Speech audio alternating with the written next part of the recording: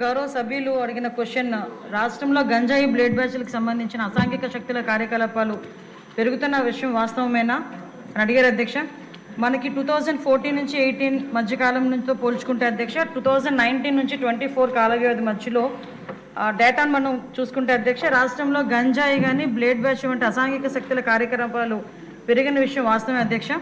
యాక్చువల్గా ఈ గంజాయి బ్లేడ్కి సంబంధించి ఈ బ్యాచ్లకి సంబంధించి ఈరోజు కట్టడి చేయడానికి మన నూతనంగా ఏర్పడిన ఎన్డీఏ గవర్నమెంట్ వచ్చిన తర్వాత ప్రత్యేకమైన దృష్టి ఏర్పాటు చేసుకొని ఈ గంజాయిని నిర్మూలించడానికి, అదేవిధంగా కూకటవేలుతో నిర్మూలించడానికి, అదేవిధంగా బ్లేడ్ బ్యాచ్లని కూడా అరికట్టడానికి స్పెషల్గా ఒక టాస్క్ ఫోర్స్ను కూడా ఏర్పాటు చేయడం జరిగింది అధ్యక్ష. అదేవిధంగా ముందు అసలు బ్లేడ్ బ్యాచ్లు ఎవరెవరు ఉన్నారన్నది గుర్తింపు చేసి ఒక ప్రొఫైలింగ్ కూడా తయారు చేసే పరిస్థితి కూడా ఈరోజు కనిపిస్తుంది అధ్యక్ష. అదేవిధంగా ఈ నేరస్తులు కనుక ఎక్కువైతే కనుక వాళ్ళ మీద కూడా ఒక పీడీ యాక్ట్ ఏర్పాటు చేయడం కానీ, అనుమానిత ప్లేసుల్లో కానీ, పాడుబడిన ప్లేసుల్లో కానీ నిఘాను ఏర్పాటు చేయడం కానీ, నిరంతర పర్యవేక్షణ ఏర్పాటు చేయడం, అదేవిధంగా సామాజిక భాగస్వామ్యం కూడా కల్పించడం అన్నది కూడా మేము ఈరోజు చేస్తున్నాం అధ్యక్ష. వాటితో పాటు మనందరికీ తెలిసింది గాంజాయికి సంబంధించి ఈరోజు లాస్ట్ 5 సంవత్సరాలు గాంజా ఎంత విచ్చలవిడిగా మొత్తం రాష్ట్రం మొత్తం వ్యాప్తి చెందిందో మనందరికీ కూడా తెలుసు.